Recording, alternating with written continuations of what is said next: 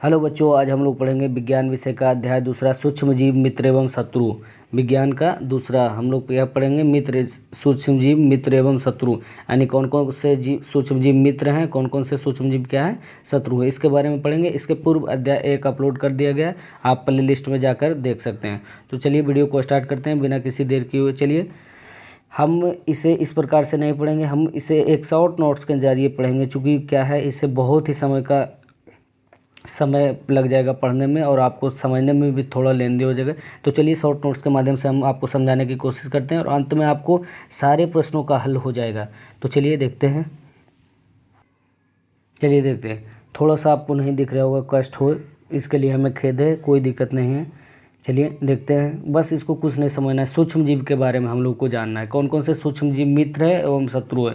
इस अध्याय में हम लोग को सिर्फ यही पढ़ना है। तो सूक्ष्म जीव पहले जानते हैं, सूक्ष्म जीव होता है कौन कौन है। तो सूक्ष्म जीव जानिए, ऐसा जीव जिसे हम अपनी नग्न आँखों से नहीं देख सकते। आपको नहीं दिख रहा होगा पर हम आपको समझा देते हैं, बस थोड़ा सा है। सूक्ष्म जीव क्या है? ऐसा जीव जिसे हम अपनी नग्न आँखों से नहीं देख सकते, यानी इसको देखने के लिए माइक्रोस्कोप वगैरह का प्रयोग करते हैं। तो हो गया सूक्ष्म जीव। सूक्ष्म जीव क्या है? अपनी नग्न आँखों से नहीं देख सकते हैं। कौन कौन से होते हैं? जीवाणु, कवक, प्रोटोजोआ, शैवाल आदि, ये सब क्या है? सूक्ष्म जीव हैं। हम लोग वर्षा ऋतु में देखते होंगे कि ब्रेड वगैरह, रोटी वगैरह पर क्या है? उजला उजला का परत जम जाता है। उसमें अगर माइक्रोस्कोप से देखेंगे तो क्या है? काला काला का संरचना दिखाई देगा, गोल गोल।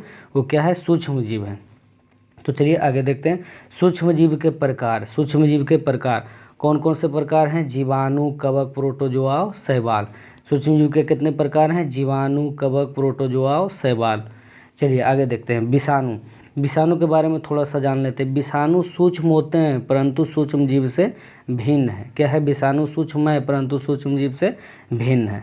तो जान गए, सूक्ष्म जीव में विषाणु नहीं आते हैं। आपको इतना ध्यान रख लेना है कि विषाणु सूक्ष्म जीव में नहीं आते। सूक्ष्म जीव 4 प्रकार के होते हैं: जीवाणु, कवक, प्रोटोजोआ और शैवाल। चलिए अब हम लोग बारी बारी से सभी को चारों को पढ़ेंगे। जीवाणु के बारे में, कवक के बारे में, प्रोटोजोआ के बारे में और शैवाल के बारे में।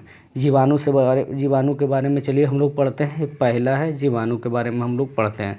जीवाणु क्या है? अत्यंत छोटा सूक्ष्म जीव है जिन्हें बैक्टीरिया भी कहा जाता है। बैक्टीरिया क्या है? बैक्टीरिया का मतलब जीवाणु होता है, जिसे इंग्लिश में क्या कहा जाता है? बैक्टीरिया कहा जाता है। बैक्टीरिया का मतलब भी क्या है? जीवाणु है, होता है। चलिए देखते हैं जीवाणु पाए कहाँ जाते हैं। जीवाणु पाए कहाँ जाते हैं? तो जीवाणु पाए जाते हैं जल, हवा, नमी युक्त जगह में। क्या है? जल, हवा, नमी युक्त जगह में पाए जाते हैं। और जीवाणु के प्रयोग से क्या क्या बनाया जाता है? दूध से दही बनाने में जीवाणु का ही प्रयोग होता है। खाद एवं उर्वरक बनाने में जीवाणु का ही प्रयोग होता है। आइए जानते हैं जीवाणु के प्रकार। जीवाणु के कौन कौन से प्रकार हैं? स्पाइरल जीवाणु और छड़नुमा जीवाणु। चलिए आगे देखते हैं। जीवाणु से नुकसान। फ़ायदा तो हम लोग जान गए कि दूध से दही बनाने में और रासायनिक खाद उर्वरक वगैरह बनाने में प्रयोग किया जाता है। अब हम लोग जानेंगे जीवाणु से होने वाले नुकसान। जीवाणु से होने वाले नुकसान क्या है? इससे निमोनिया होता है, हैजा होता है, टीबी आदि रोग इससे फैलता है। तो समझेंगे, इस चैप्टर में हम लोग को सिर्फ यही जानना है कि सूक्ष्म जीव कौन कौन से मित्र हैं एवं शत्रु हैं। तो आप लोग तो जानते होंगे कि मित्र है जो क्या करता है? हम लोग को फ़ायदा पहुंचाता है, जबकि शत्रु हम लोग को नुकसान पहुंचाता है। तो क्या है? जीवाणु के कौन कौन से नुकसान होते हैं? जीवाणु से होने वाले रोग क्या है? ये नुकसान, ये शत्रु है। शत्रु है जो निमोनिया होगा, हैजा होगा, टीबी होगा, ये सब क्या है? जीवाणु के कारण होगा। और जीवाणु के कारण दूध से दही भी बनेगा। चलिए देखते हैं दूसरा, कवक। कवक हम लोग जानेंगे कवक के बारे में। कवक को समान बोलचाल की भाषा में फफूंदी भी कहा जाता है। फफूंदी बोलते हैं या कवक बोलते हैं या फंगस बोलते हैं, ये क्या है? एक ही बात है। तो कवक हम लोग जान गए। दूसरा कवक क्या है? बोलचाल की भाषा में फफूंदी कहा जाता है।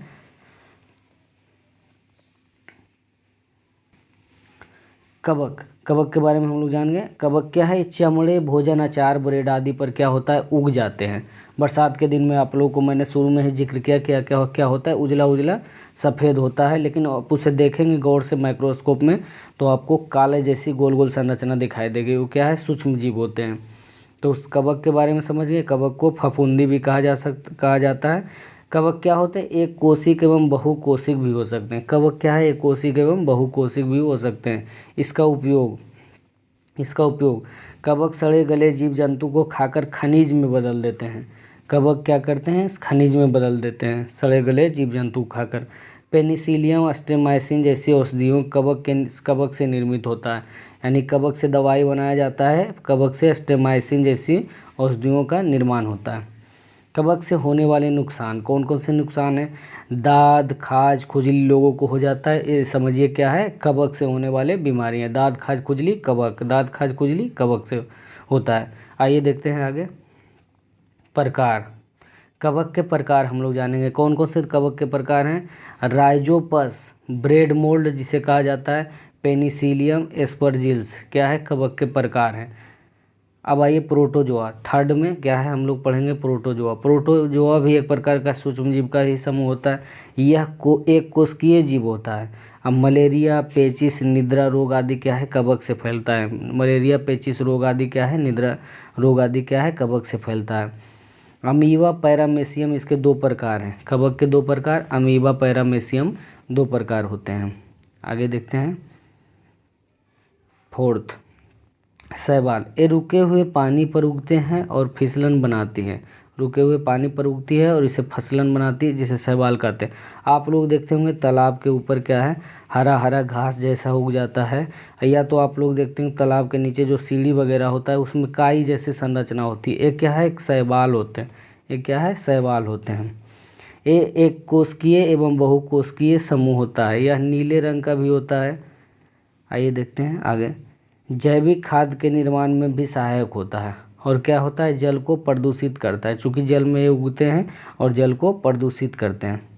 आगे देखिए, मित्रवत सूक्ष्मजीव, अध्याय का नाम ही चूँकि है सूक्ष्मजीव मित्र एवं शत्रु, तो मित्रवत सूक्ष्मजीव हम लोग को क्या क्या करते हैं, दूध दही ब्रेड केक एवं अल्कोहल निर्माण में हम लोग को फायदा करवाते हैं मित्रवत। और शत्रु यानी नुकसान हम लोग को क्या होता है, वो इससे होने वाले जीवाणु से, सूक्ष्म जीवों से होने वाले बीमारी क्या है, हम लोग को नुकसान फैलाता है। तो टीबी, दाद खाज खुजली, निमोनिया, ये सब क्या है, हम लोग को नुकसान पहुंचाता है, जल को प्रदूषित करता है, तो ये सब क्या है, शत्रु सूक्ष्मजीव। अब आइए देखते हैं आगे पढ़ते हैं। दूध से दही का बनना लैक्टोबैसिल्स नामक जीवाणु प्रमुख कारण है, दूध से दही का बनना लैक्टोबैसिल्स नामक जीवाणु का प्रमुख कारण है। आइए जानते हैं आगे। ईस्ट पाउडर इसका प्रयोग अल्कोहल निर्माण तथा मैदा ब्रांड एवं केक को फुलाने में किया जाता है। इसका प्रयोग, ईस्ट का प्रयोग क्या जानते हैं आप लोग, देखते होंगे छोला भटूरा बनता होगा तो बड़ा बड़ा फूल जाता है, उसमें ईस्ट का प्रयोग किया जाता है, यानी मैदा को फुलाने के लिए आप लोग ब्रेड कारखानों में देखते होंगे तो क्या है, ईस्ट का प्रयोग करते हैं। ये कार्य कैसे करते हैं, एक कार्य करते हैं, ये तीव्रता से जनन करते हैं एवं शोषण के दौरान कार्बन डाइऑक्साइड उत्पादित करते हैं और गैस बुलबुला खमीर वाले मैदा को आयतन बढ़ा देते हैं। इस प्रकार से कार्य करते हैं, जिससे क्या होता है, फूल जाता है। किण्वन जानते हैं, किण्वन के बारे में, फर्मेंटेशन जिसे कहता है, चीनी के अल्कोहल में परिवर्तन की प्रक्रिया किण्वन कहलाता है, यानी शराब बनाने की प्रक्रिया को समझ जाइए कि किण्वन कहा जाता है, शराब निर्माण की प्रक्रिया को किण्वन कहा जाता है। चलिए, इसकी खोज किसने की थी, लुई पाश्चर ने क्या किण्वन की खोज की थी 1857 ईस्वी में। वर्तमान में देखते हैं अंग्रेजी दवा या कोई किसी प्रकार भी दवा का निर्माण इसी प्रक्रिया द्वारा किया जा रहा है, किण्वन के द्वारा किया जाता है। शराब बनाने में भी किण्वन का निर्माण किया जाता है। लुई पाश्चर कौन थे, लुई पाश्चर एक वैज्ञानिक थे जिन्होंने बताया कि दूध को 70 डिग्री सेंटीग्रेड पर 15 से 30 सेकंड के लिए अगर गर्म करते हैं और एकाएक ठंडा कर लेते हैं तो सूक्ष्म जीव की वृद्धि रुक जाती है तथा इसी क्रिया को पश्चीकरण कहते हैं। यानी क्या है कि दूध को जब एकाएक 70 डिग्री सेंटीग्रेड पर गर्म करने के बाद 15 से 30 सेकंड के लिए गर्म करते हैं और पुनः ठंडा कर लेते हैं तो क्या होता है, पौष्टिकरण हो जाता है दूध का, जिससे क्या होता है, सूक्ष्म जीवों की वृद्धि रुक जाती है, जिससे इस क्रिया को पौष्टिकरण कहते हैं, जिससे दूध खराब नहीं होता है। बंद थैलियों में आने वाला दूध क्या होता है, पौष्टिकृत होता है, लुई पाश्चर की वजह से ही दूध का पौष्टिकरण हो रहा है, उन्हीं के नाम पे पौष्टिकृत किया गया। अलेक्जेंडर फ्लेमिंग, आइए अलेक्जेंडर फ्लेमिंग के बारे में दिया हुआ है। सन 1929 में अलेक्जेंडर फ्लेमिंग जीवाणु रोगों से बचाव हेतु एक संवर्धन पर प्रयोग कर रहे थे। अचानक उन्होंने संवर्धन तस्तरी पर हरे रंग की फफूंदी के एक छोटे बीजाणु देखे। उन्होंने पाया कि यह फफूंदी जीवाणु को वृद्धि को रोक रहा है। क्या कर रहा है? जीवाणु की वृद्धि को रोक रहा है। तो उन्होंने पाया कि जीवाणु है, जो फफूंदी है, जो जीवाणु को वृद्धि को रोक रहा है। तो उन्होंने क्या है, पेनिसिलिन नाम की दवाई बनाई, जिससे क्या है, पेनिसिलिन बनाई। फफूंद से क्या किया? पेनिसिलिन बनाए, और जीवाणु को रोकने के लिए, या एक प्रकार का समझ लीजिए एंटीबायोटिक इन्होंने बनाया, प्रतिजैविक बनाया। तो चलिए देखते हैं आगे। सर्दी, जुकाम एवं फ्लू में प्रतिजैविक प्रभावशाली नहीं है, क्योंकि यह रोग विषाणु द्वारा फैलता है। क्या है? विषाणु द्वारा फैलता है। कौन सा? सर्दी, खांसी, जुकाम एवं फ्लू। आइए देखते हैं आगे। प्रतिजैविक यानी प्रतिजैविक या एंटीबायोटिक, ये बीमारी पैदा करने वाले सूक्ष्मजीवों को नष्ट कर देती है अथवा उनकी वृद्धि को रोक देती है। इसे क्या कहा जाता है? प्रतिजैविक। यानी समझिए जो जीवाणु को नष्ट कर रहा है, तो क्या हो गया? एंटीबायोटिक हो गया, यानी प्रतिजैविक हो गया। आइए कुछ नाम जान लेते हैं प्रतिजैविक का। स्ट्रेप्टोमाइसिन, टेट्रासाइक्लिन, इरिथ्रोमाइसिन, पेनिसिलिन आदि ये सब क्या है? प्रतिजैविक है। आइए नेक्स्ट पॉइंट जो हम लोग जानते हैं, वैक्सीन रोगों से लड़ने के लिए प्रतिरक्षा का कार्य करती है। वैक्सीन क्या है? रोगों से लड़ने के लिए प्रतिरक्षा का कार्य करता है। आप लोग अभी हाल फिलहाल में देखा होगा कि कोरोना का वैक्सीन पड़ा, तो एक क्या है, रोगों से लड़ने के पूर्व भी दिया गया, क्योंकि क्या है, रोगों से लड़ने के लिए एंटीबॉडी शरीर में तैयार करेगा, जिससे क्या है, रोगों की लड़ने की क्षमता प्राप्त हो जाएगी। आइए जानते हैं कुछ वैक्सीन के नाम। हैजा, क्षय, चेचक, हेपेटाइटिस जैसी अनेक बीमारियों को टीके द्वारा रोका जा सकता है। क्या है? अनेक बीमारियों को टीके द्वारा रोका जा सकता है वैक्सीन का प्रयोग करके। पोलियो का टीका एक प्रकार का क्या है? वैक्सीन है। पोलियो का टीका एक प्रकार का वैक्सीन है। एडवर्ड जेनर ने चेचक का टीका की खोज 1798 ईस्वी में की थी। एडवर्ड जेनर ने इसकी खोज क्या थी? 1798 ईस्वी में की थी। पोलियो का टीका हम लोग इसका नोट्स बढ़िया से ध्यान दे देंगे कि क्या है, एक प्रकार का वैक्सीन है। ये नहीं कि हम लोग को मुंह में दिया जाता है 2 बूंद पोलियो खुराक, तो इन्हें समझना है कि एक प्रकार का टीका को ही वैक्सीन कहा जाता है। तो पोलियो क्या है? एक प्रकार का वैक्सीन है। संचरणीय रोग सूक्ष्म जीवों के द्वारा होने वाला ऐसा रोग जो संक्रमित व्यक्ति से स्वस्थ व्यक्ति, यानी संचरणीय रोग का मतलब समझ जाए कि एक दूसरे व्यक्ति से फैलता है, हवा के जरिए, वायु के जरिए, भोजन के जरिए। तो क्या कौन कौन से रोग हो गए संचरणीय रोग? हैजा, सर्दी, जुकाम, चिकन पॉक्स एवं क्षय रोग विषाणु के द्वारा फैलते हैं। तो ये संचरणीय रोग विषाणु के द्वारा फैलते हैं। आप लोग हाल फिलहाल में देखें कोरोना वायरस एक दूसरे के संपर्क, वायु संपर्क के द्वारा फैल रहा था, तो क्या है, विषाणु के द्वारा ये सब रोग फैलते हैं। इसके बचाव के लिए हम लोग क्या करना है? छींकते समय रुमाल का प्रयोग करना है, संक्रमित व्यक्ति से दूरी बनाकर रखना है, और मास्क वगैरह लगाकर हम लोग को रहना है, चूँकि ये वायु के माध्यम से फैलता है। अब जानिए नेक्स्ट पॉइंट। मादा एडिस मच्छर डेंगू वायरस का वाहक है। मादा एडिस मच्छर क्या है? डेंगू वायरस का वाहक है। प्लाज्मोडियम मलेरिया परजीवी का वाहक है। प्लाज्मोडियम क्या है? मलेरिया परजीवी का वाहक है। चलिए आगे देखते हैं। रॉबर्ट कोच के बारे में जानिए। रॉबर्ट कोच 1876 में क्या किए थे? एंथ्रेक्स नामक जीवाणु की खोज किए थे। एंथ्रोसिस नामक जीवाणु की खोज की थी, जो एंथ्रेक्स रोग का कारक है। अब आइए जानते हैं एंथ्रेक्स रोग आ गया, तो एंथ्रेक्स रोग क्या है? एंथ्रेक्स रोग मनुष्य एवं मवेशियों में होने वाला एक भयानक रोग है, जो गाय के खुर एवं मुंह का रोग वायरस द्वारा होता है।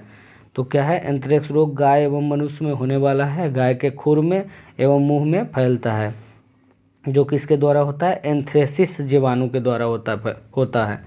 अब आइए फूड पॉइजनिंग हम लोग को पढ़ना है। खाद्य विस्खातन सूक्ष्म जीवों द्वारा संदूषित भोजन करने से खाद्य विस्खातन होता है। यानी फूड पॉइजनिंग क्या हुआ कि कभी कभी देखते होंगे सूक्ष्म जीवों के द्वारा भोजन अगर उसको कहा जाए कि देखते होंगे कभी कभी खट्टा हो जाता है भोजन, तो क्या है, सब सूक्ष्म जीवों का ही कारण है। और क्या होता है, विषैला हो जाता है, और इसके सेवन से क्या होता है, आदमी की कभी कभी मृत्यु भी हो सकती है। तो क्या है, हम लोग को भोजन, ये सब कारण इसका भोजन विस्कातन का कारण कौन सा है, सूक्ष्म जीव है। सूक्ष्म जीव ही भोजन विस्कातन का कारण है, और इस प्रकार का भोजन हम लोग को नहीं करना चाहिए। आइए देखते हैं कुछ जीवाणु से होने वाले। मनुष्य में सूक्ष्म जीव